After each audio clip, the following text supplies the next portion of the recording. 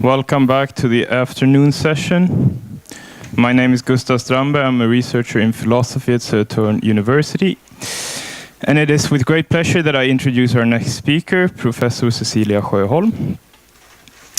Cecilia Sjöholm is professor of aesthetics at Södertörn University, and she has published extensively on the history of aesthetics. Her books deal with, among other things, art and Greek tragedy, aesthetics, and critical theory. And her books include The Antigone Complex, Ethics and the Invention of Feminine Desire from 2004, Kristeva and the Political from 2005, and Doing Aesthetics with Arendt, How to See Things from 2015. And she's currently heading the research project Descartes at the Crossroads, Cartesian Perspectives on Aesthetics. So, welcome, Cecilia. Thank you very much. I first have to excuse myself from erring from the title, which was set way ahead in advance. This is going to be touching the topic of aesthetic and political judgment, but the new title that I want to suggest is Arendt and the Possibilities of Critical Thought.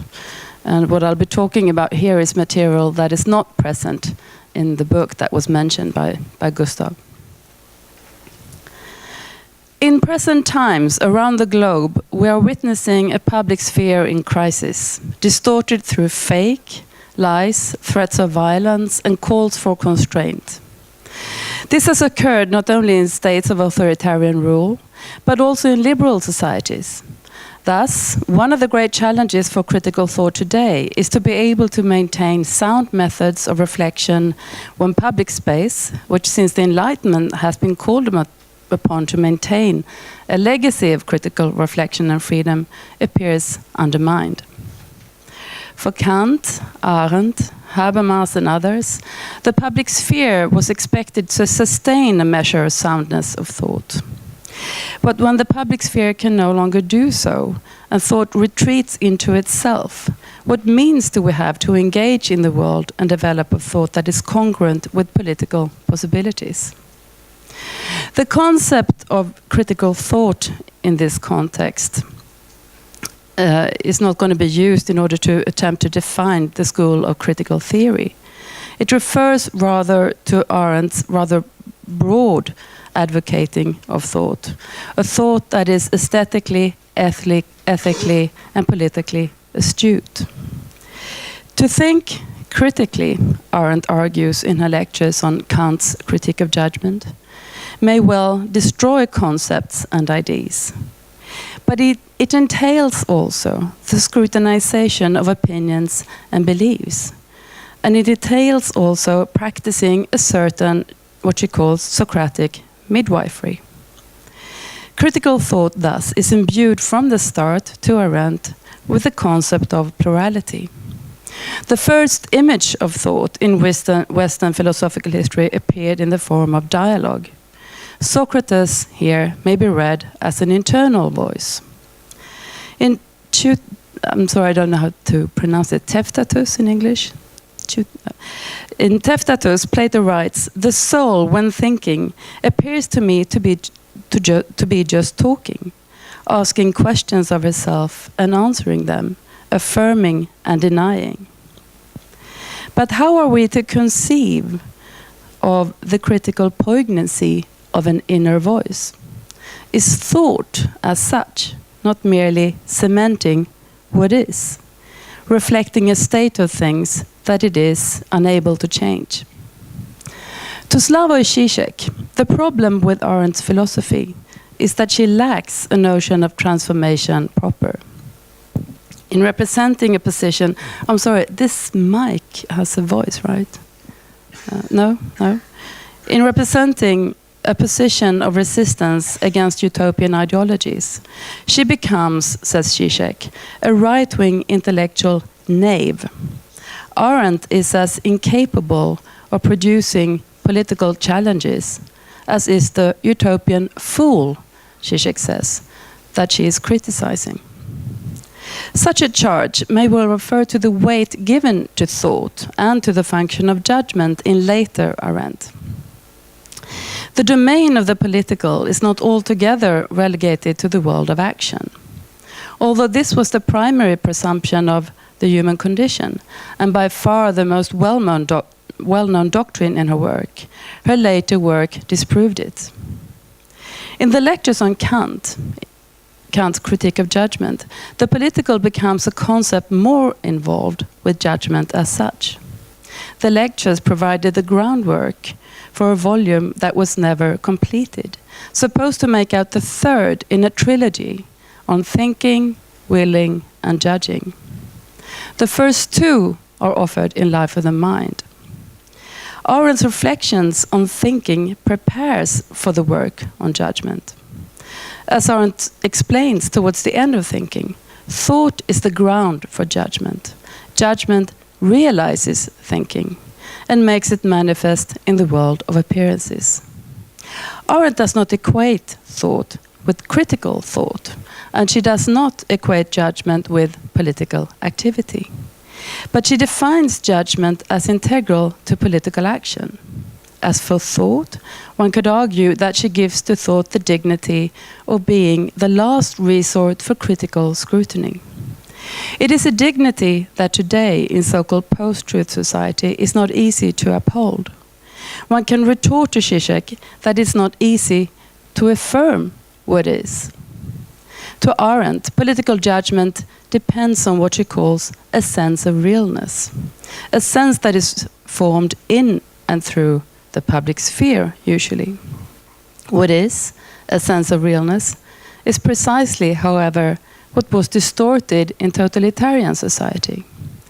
And I believe that most of what Arendt wrote was conceived against the backdrop of her experience of and work on totalitarian society, hence the insistence on a sense of realness, offered primarily through the sustenance and weight of the public sphere. When that fails, what is left to maintain that sense is thought, and a thought which accommodates and develops through the condition of plurality, which to Arendt is ontological. Plurality to Arendt is what is.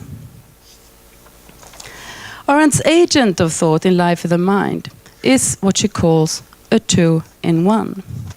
Critical thought is not what is appealed to directly here, but the two-in-one is a model, if one likes, of critical thought, in the image of Socratic midwifery. The two-in-one is an individual who thinks on herself, as reflected not only in the history of philosophy, but also in literature and art. The thinking individual, who is in dialogue with him or herself, is an aspect of plurality and replaces the transcendental subject as agent of experience. Arendt's famous argument in Life of the Mind of thought processes taking on a figure as a two-in-one incorporate reflections of Shakespeare's Richard III. And this is no coincidence. What is interesting with Shakespeare's plays, and this is perhaps why they have drawn so much interest in the last few years, is that they point to the fragility of inner speech, thought itself. When opinions cannot be advocated in the open, thought can still withdraw and lay the ground for judgment. This has been staged in the theatre also in Arendt's own time. It was staged before, during, and after the Second World War. Shakespeare's play with internal voices have been used for the imminent critique of authoritarian rule. Shostakovich's opera Lady Macbeth of the Metensk district from 1934, for instance, uses a novel by Leskov in order to conjure up a Shakespearean motive, in order to stage a possible critique of Stalin. Bertolt Brecht's The Resistible Rise of Arthur Huy from 1941, in turn, is an allegory on National Socialism based on Richard III and written in exile in Finland after a stay in Stockholm. These critical theatrical adaptations and others formed a background against which a significant amount of philosophical reflection dedicated itself to Shakespeare in these times. The reflections focused on the capacity of the individual to reason, reflect, and judge. These capacities are also in focus in two of the most talked about plays in Germany in recent years. Thomas Ostermeyer's staging of Hamlet and Richard III at the Schaubühne in Berlin. Engaging with contemporary populism, Ostermeyer refers to a long tradition of critique of authoritarian rule. But his target is the neoliberal destruction of democracy, the commodification of power and rule through fear. The Shakespearean monologue in the example of Richard III is directly delivered at the audience as a theatrical means of staging the inner voice of Machiavellian player. As we overhear the inner voice of the king, Richard III, authoritarianism is underscored, whereas symbolic authority is undermined. To Arendt, the play stages the undoing of conscience, also an aspect of thought processes that precedes the capacity to make political judgments. To many post-war European intellectuals, such as Arendt, Adorno, and Brecht, one of the most problematic features of their time was that conscience had become bankrupt. Adorno discussed this in the radio program Education After Auschwitz in 1966. There is, says Adorno, no conscience in our time. What should have been internalized in the form of fundamental laws upheld by each individual has traveled out into a patchwork of contingent rules upheld by external authorities. Brecht, exiled in the US and trying his best with the film industry at around the same time as that of Brecht's radio program, writes in his journal, Shakespeare's grand motive, the fallibility of instinct, indistinctness of the inner voice, cannot be renewed. The little people, as Brecht put it, were defenseless against a moral codex that had gone berserk.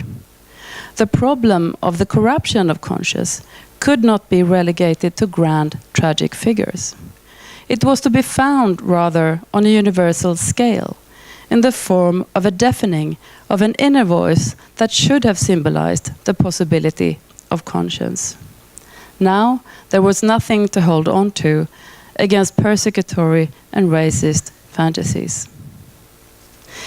Plays such as Macbeth and Hamlet were seen to deal with issues of power, delusion, and madness, whilst problematizing the possibilities of actions. But they were, above all, seen to stage fundamental problems inherent in contemporary subjectivity. The reflections on Shakespeare's staging of an inner voice became a point of reference for negotiations of self-reflexivity and questions of compromised forms of contemporary subjectivity for Adorno, Brecht, Arendt, and others.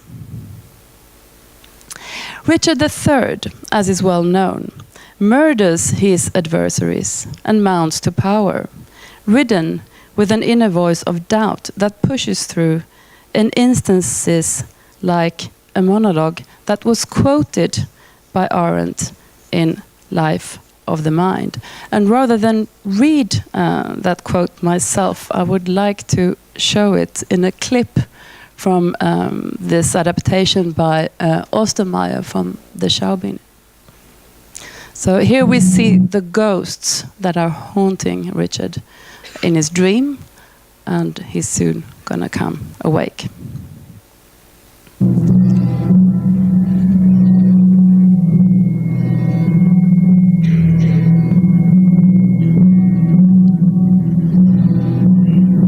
Träume von deinem Neffen, geschlachtet im Tower. Wir werden Blei in deiner Brust sein, Richard, und dich hinabziehen in Untergang, Schande und Tod. Die Seelen deiner Neffen gebieten dir, verzweifle und stirb. Richard, deine Frau, Diese elende Anne, deine Frau, die an deiner Seite nie eine ruhige Stunde schlief, füllt jetzt deinen Schlaf mit Verstörung. Denk an mich, morgen in der Schlacht, und lass dein stumpfes Schwert fallen. Verzweifle und stirb.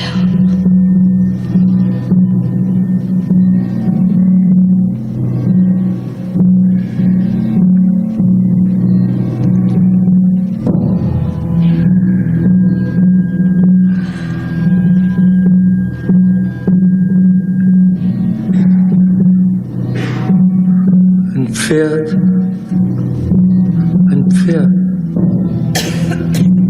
mein Königreich für ein Pferd.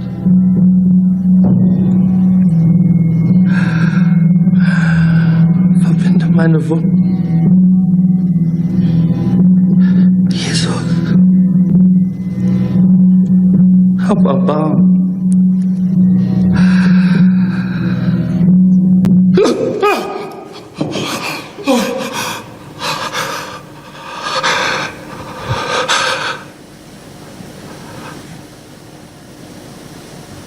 Still.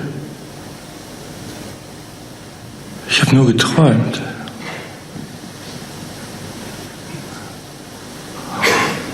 Feigling, Gewissen, wie du mich plagst.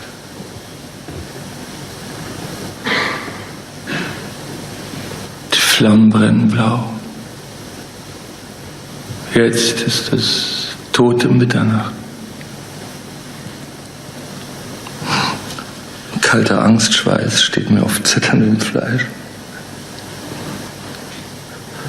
Habe ich Angst vor mir selbst?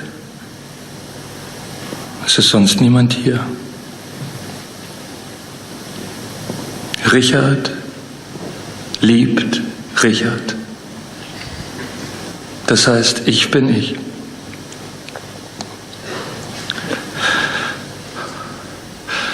Ist hier irgendwo ein Mörder?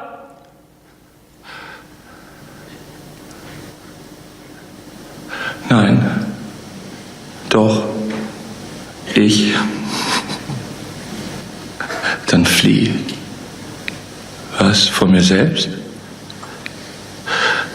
Mit gutem Grund, dass ich mich nicht an mir selbst räche.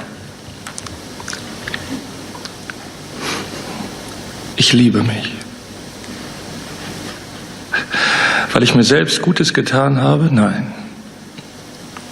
Eher verabscheue ich mich für abscheuliche Taten, die ich selbst begangen habe. Ich bin ein Scheusal. Ach, ich lüge ja, ich bin kein Idiot. Sprich gut von dir selbst, Idiot. Schmeichle dir nicht.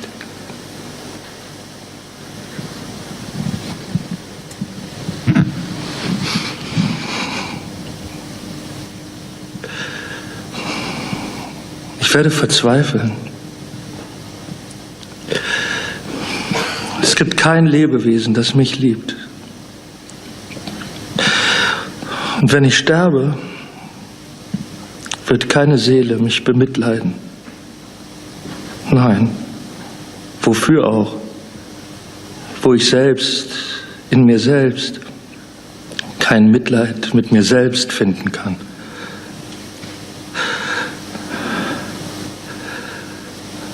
I shall despair. There is no creature loves me. And if I die, no soul will pity me. No. Wherefore should they? Since that I myself find in myself no pity to myself.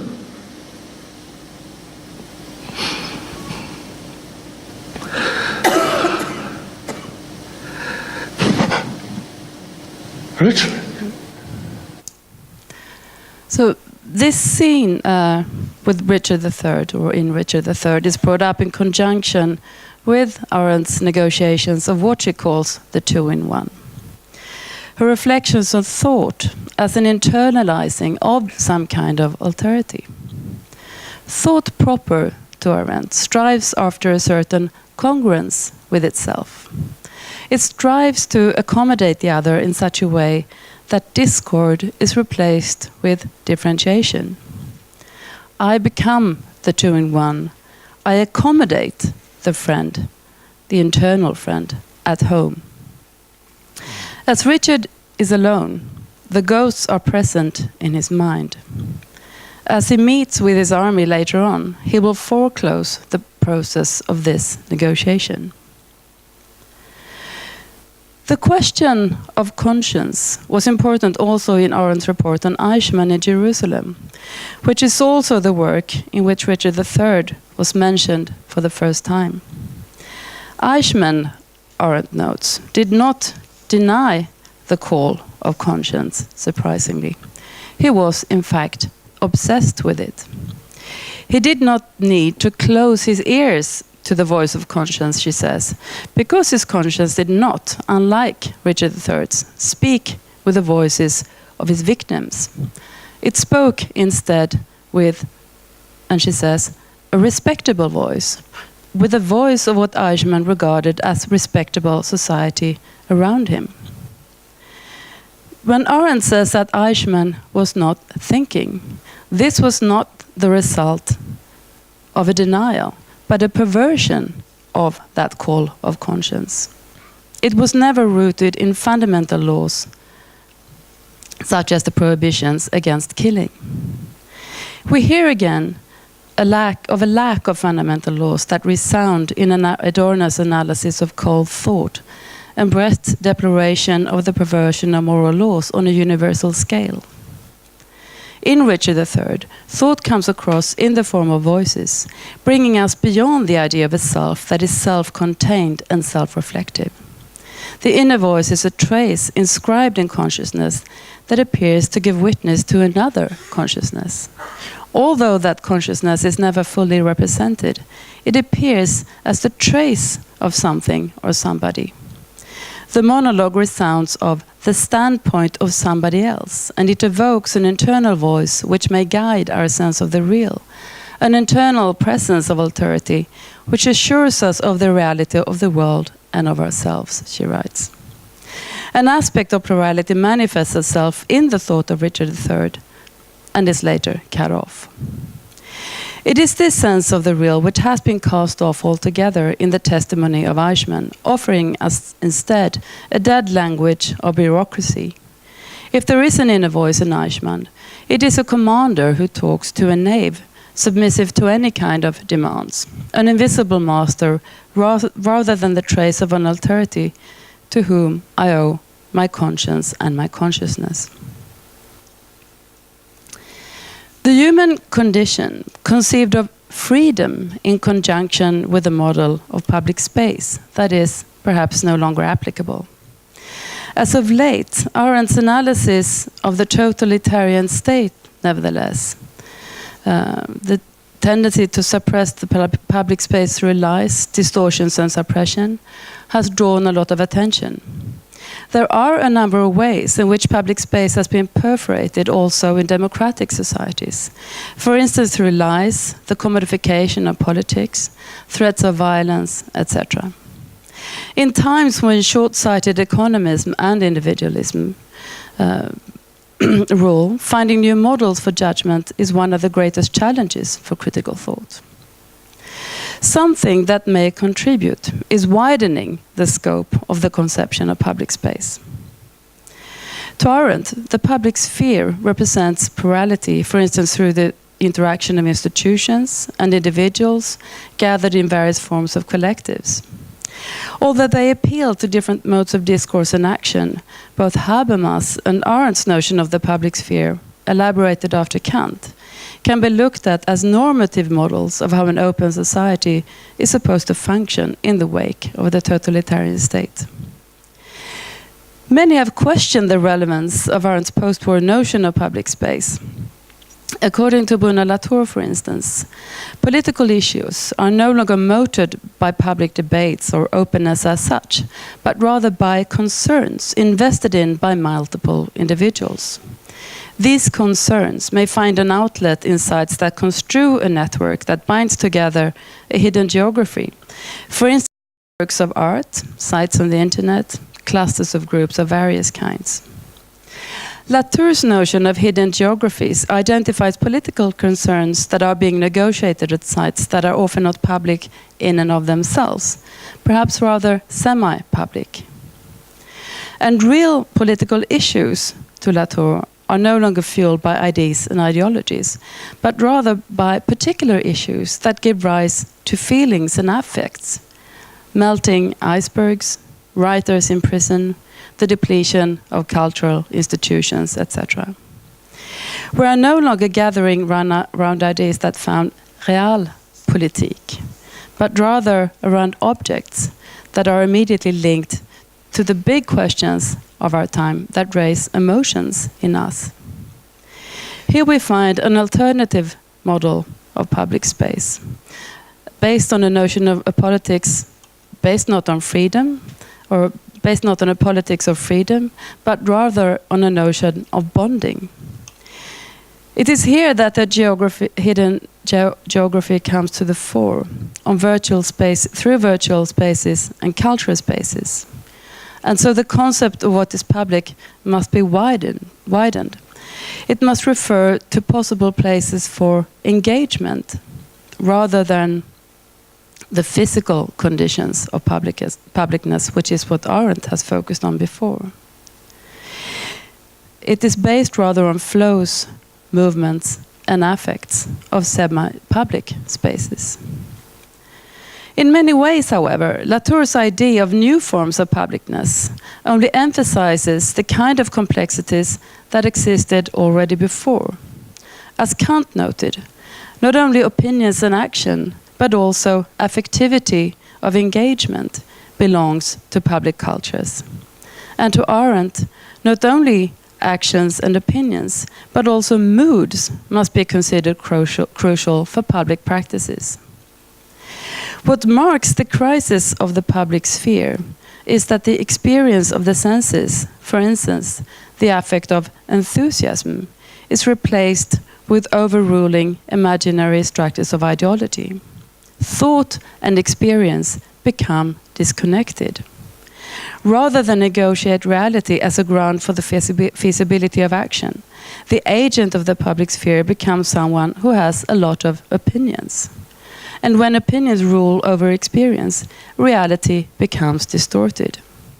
Experience is no longer a measure that might point to the coming together of a sense of the real, a sensus communis. The undoing of experience produces not only fake news, but also fantasies. The responsibility that accompanies thought is then replaced with the attachment to fantasies that may be more or less persecutory. Instead of acting in a makeup of society where differences are accepted, persecutory fantasies about others come to reign.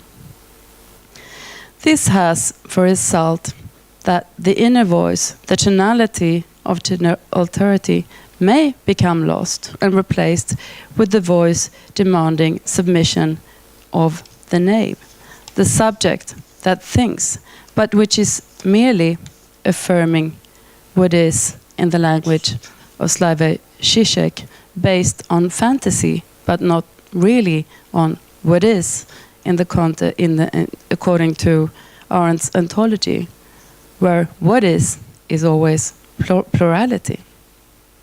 The voicing of ready-made opinions, often construed in and through virtual collectives, replaces thought. So can, in contrast, the internal voice of thought in Arendt's model, based on what Kant calls the voice in the belly, serve as a site for critical forms of negotiation in times when public space in the post-war sense has been compromised. Philosophy has often been conceived through a concept of theoria, an idea of overview or spectatorship theory. But in the critique of Western logo and visual centrism, as we can find, for instance, in Jacques Derrida, Jean-Luc Mancy, Mladen Dolar, and others, the first sight of truth in Western political history appeared in the form of an internal voice. Socratian consciousness appeared through a fictional character without body, character, or face. This has continued in the tradition of philosophy, where the voice comes forth as a tonality that appears in metaphysics, ethics, politics, and physics. The Socratic voice may be an invisible voice of consciousness, perhaps, but it is also a voice that serves the injunction of laws and moral concepts in a more formalized manner, for instance, through the voice of conscience. In times of authoritarianism, may the inner voice escape ruination. Hannah Arendt reflects on the tonality and the tonalities of the inner voice from 2 points of view.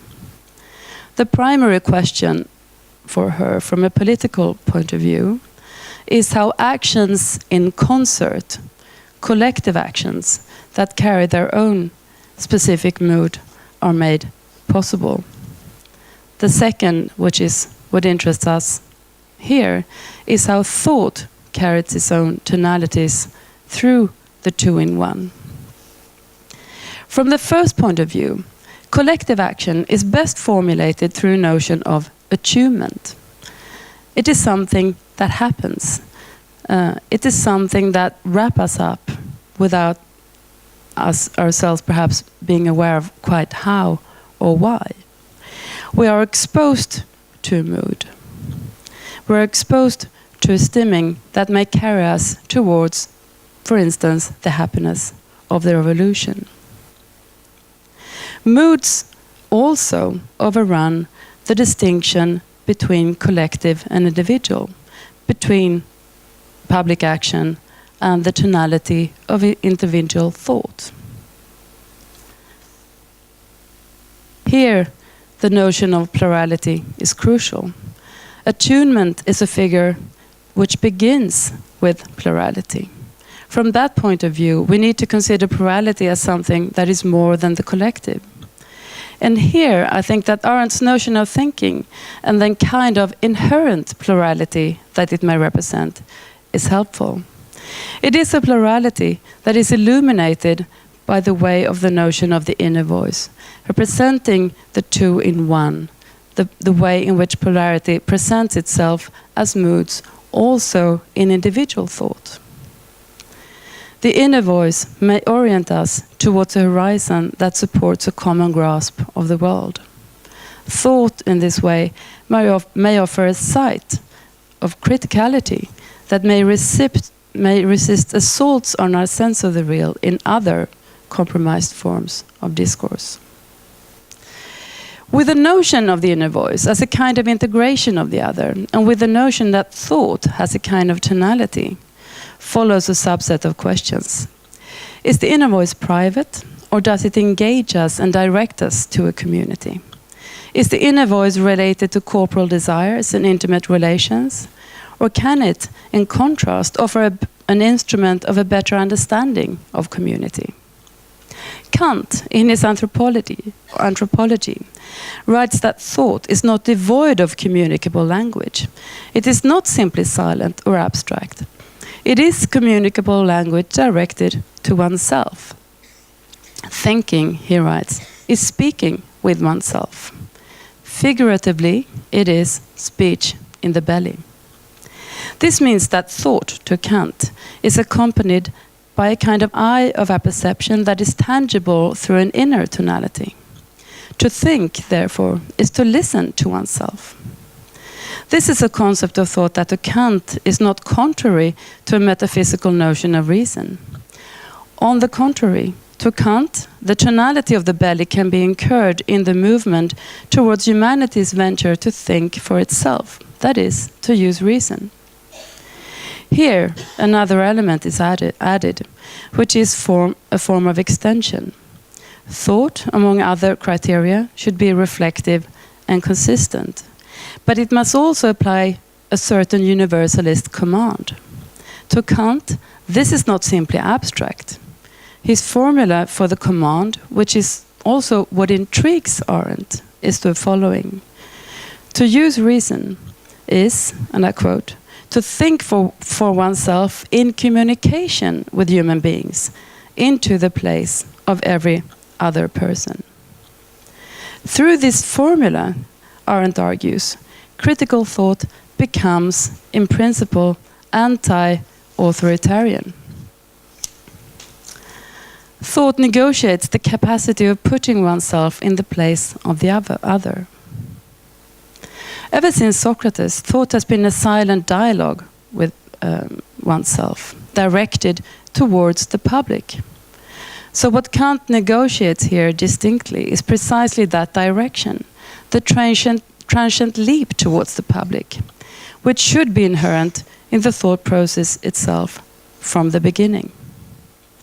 Thought itself, as Arendt notes in her diaries, may be guilty of the mistaken leap towards a humanist metaphysics that occurs when thought is conceived of as an inner silent dialogue with a representative of reason that has no tone and no self.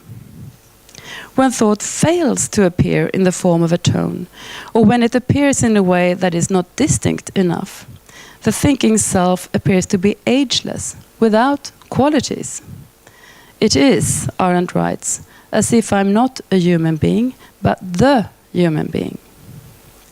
The very attachment to the idea of thinking as a kind of toneless inner dialogue may give at hand that I can only be myself when I'm thinking, Arendt writes. But this is a grave mistake. Heidegger, Arendt notes, could not deal with the fact that thought might be not only complicit with, but in fact also dependent on, the manifestation of plurality. But not only Heidegger is unable to hear not only the call of conscience, but the actual space from where it derives. The sterility of the thought of Hegel and Marx also, to Arendt, lies in their understanding of thought as pure consciousness. As a reader of Kant, Arendt picks up the idea that to think is to speak for oneself and to hear oneself innerlich.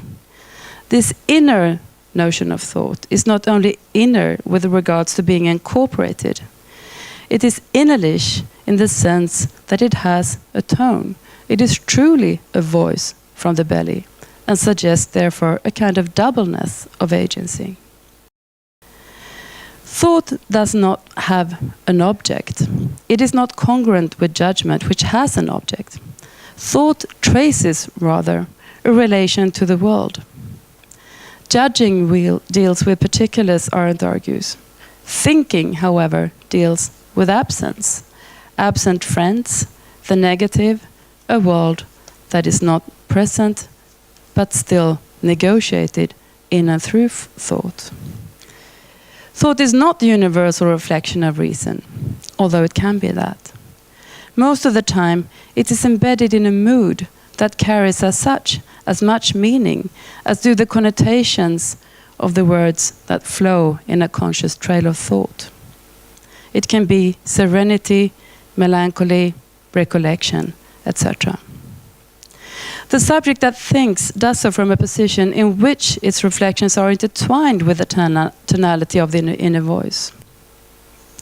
Through mood, language is not only pointing to phenomena, but also to itself.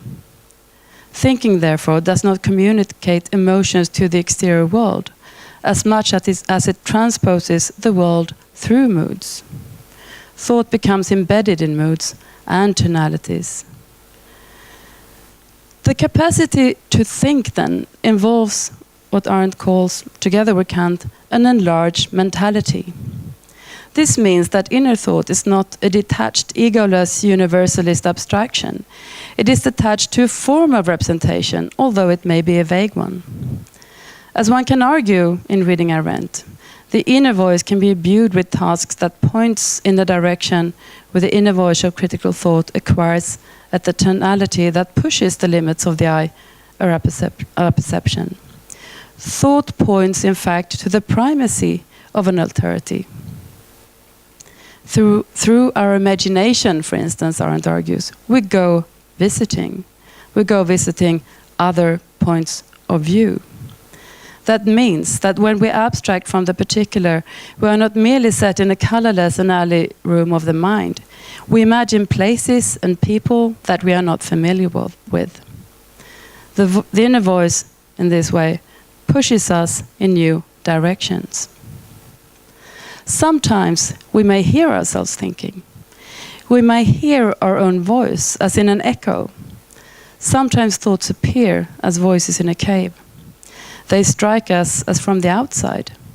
We hear them from an invisible point of view that we cannot see, and yet they are structuring our perception and apprehension.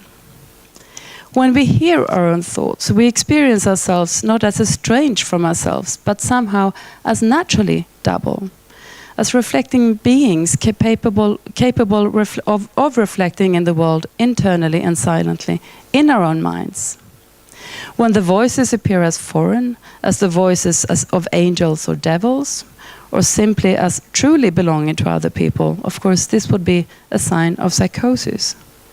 But when we hear our own thoughts internally as aspects of ourselves, we experience ourselves as integrated in the world, as capable of reflecting. And although we may be alone, as capable of engaging in vivid internal reasoning, not only with ourselves but also with the world. To Arendt, then, we can only really think when others are in fact encroaching on us. Only in a world of plurality can we truly reflect on ourselves and our actions.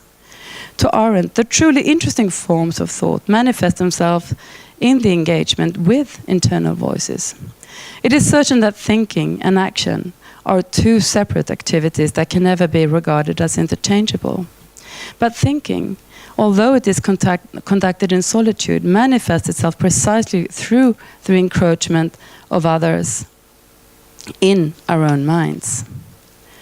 Arendt's negotiation, then, of the two-in-one in thinking is more than just a journey through the history of philosophy, as is her negotiations of Kant's discussion of thought with regards to judgment. She's also looking for some kind of foundational principle, be it the call of conscience, responsibility, the trace of the other, something that offers a normative ground for thought beyond the manifest appearances of the public sphere. It is this challenge that critical thought needs to work with, gathering voices in order to listen rather than return to the same kind of assurances, and thus straying errantly further and further away from the web of voices that to Arendt we should be listening to in ourselves. It is this challenge also that we need to face as we look for new models for critical thought. And I believe that is precisely what Arendt allows us to do. Thank you.